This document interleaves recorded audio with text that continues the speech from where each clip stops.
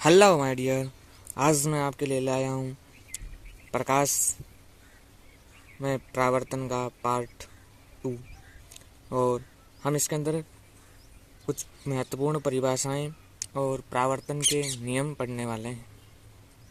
चलो वीडियो की शुरुआत करते हैं। सबसे पहले आपने पार्ट 1 नहीं देखा है तो आप देख लीजिए। उसके अंदर हमने सब कुछ बता रखा है दर्पण के बारे में। तो देखिए, सबसे पहला जो परिभाषा आती है तो वक्रता केंद्र।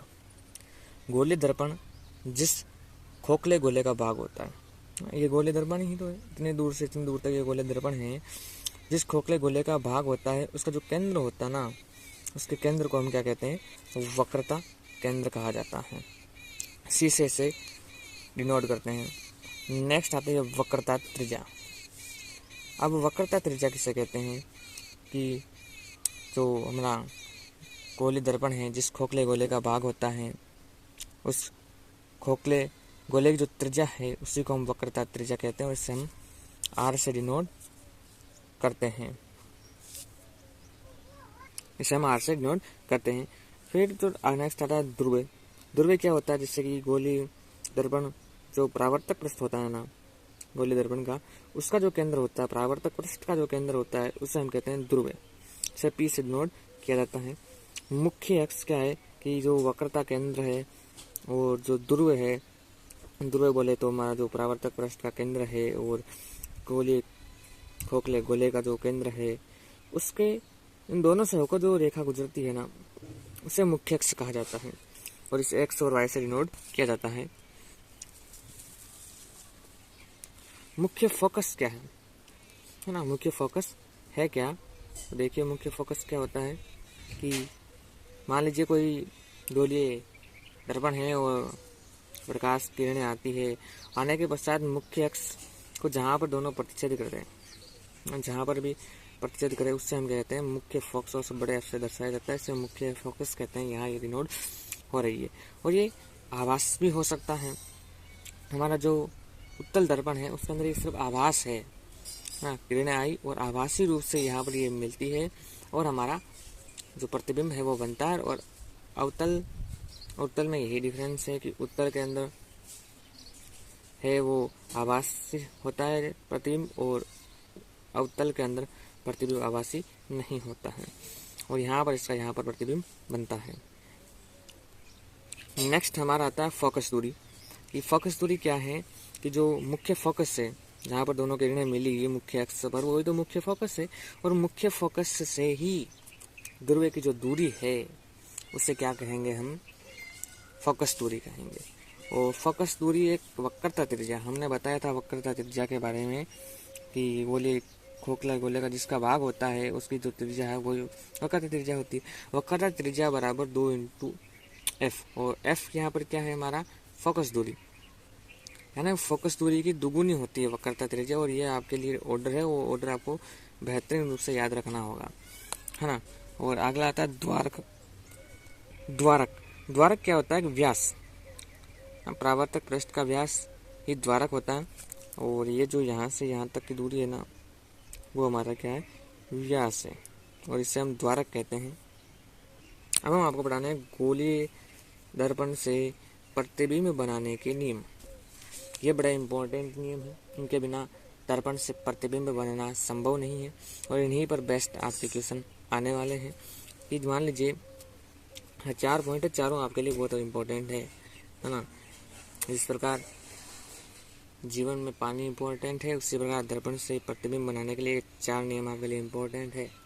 4 नियम आते हैं तो आप कहीं पर भी प्रतिबिंब बनाने में चूक नहीं करेंगे, गारंटी है।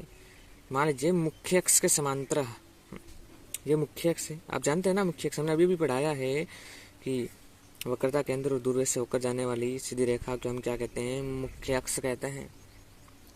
और मुख्य अक्ष के यदि समांतर कोई रेखा आती है, जैसे ये रेखा आई, अवतल दर्पण की बात कर रहा हूँ मैं, है ना। रेखा आई तो जैसे ही रेखा आई, प्रकाश किरण आई, वो मुख्य अक्ष से इस प्रकार गुजरती है, यानी मुख्य फोकस से होकर गुजरेगी। मुख्य फोकस यहाँ होता है। मुख्य अक्ष के समांतर होकर आने वाली प्रकाश किरण मुख्य फोकस से होकर गुजरती है या गुजरती हुई प्रतीत होती है। उत्तल दर्पण में केवल प्रतीत होती है, मैंने पहले भी बताया, सिर्फ आभास होता है इसके अंदर। तो मुख्य अक्ष के समांतर आई प्रकाश किरण और गुजर गई। ऐसा प्रतीत हुआ जैसे कि वह मुख्य फोकस से होकर गई, है ना। ये उत्तल दर्पण की बात है। आगे और भी आपको बहुत बढ़िया बढ़िया जानकारी दी जाएगी, नेक्स्ट पार्ट में और भी अच्छे से समझाया जाएगा ना, क्योंकि वहाँ पर हम बनाएंगे ये सब चीज़ें। अवतल दर्पण में मुख्य फोकस आई और मुख्य अक्ष के समांतर आई और मुख्य फोकस से होकर गुजर गई, और उत्तल दर्पण में भी मुख्य अक्ष के समांतर आई और मुख्य फोकस से होकर गुजरती हुई प्रतीत हुई। और ये ऑर्डर आपको और भी याद रखना, ये नियम है।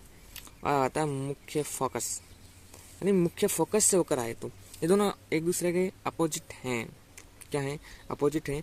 यदि मुख्य अक्ष के समांतर आती है तो मुख्य फोकस से होकर प्रकाश किरण जाती है, और वहीं मुख्य फोकस से आती है तो मुख्य अक्ष के समांतर होकर जाती है। जैसे ये देख लीजिए, ये मुख्य फोकस से आई किरण और कहाँ चली गई? मुख्य अक्ष के समांतर होकर गुजर गई, है ना, मुख्य अक्ष के समांतर होकर चली गई।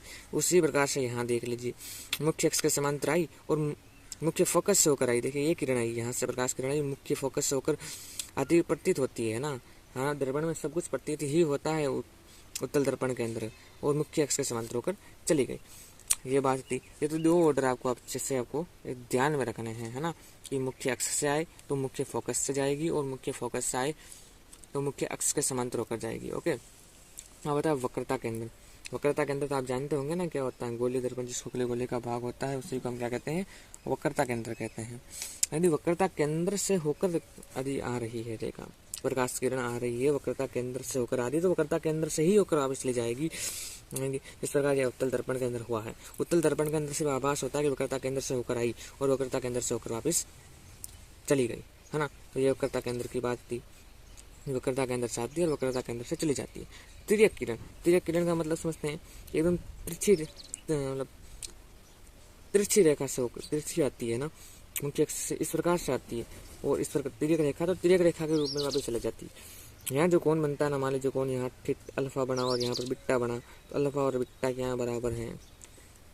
यहाँ पर भी अल्फा और बिट्टा बना तो अल्फा और बिट्टा बराबर है, मतलब कि मुख्य अक्ष कर आपतित किरण और परावर्तित किरण दोनों के द्वारा बनाए गए कोण हमेशा क्या होते हैं? बराबर होते हैं। यह आपतित किरण है, आप जानते होंगे, ये परावर्तित किरण है, ये आपतित किरण है, ये परावर्तित किरण है। नहीं समझ में आए तो लिख देते हैं कि यह आपतित है, आपतित किरण, और ये आपके परावर्तित किरण, है ना। तो आपको ये सब नॉलेज में रखना है। यूनिक के बेस्ट आपके क्वेश्चन आने वाले हैं 4th ग्रेड के अंदर। आप विश्वास रखिए, हम आपका विश्वास नहीं तोड़ेंगे। मैं मेहनत कर रहा हूँ, आप भी मेहनत कीजिए, सफलता ज़रूर एक दिन आपके पास आएगी।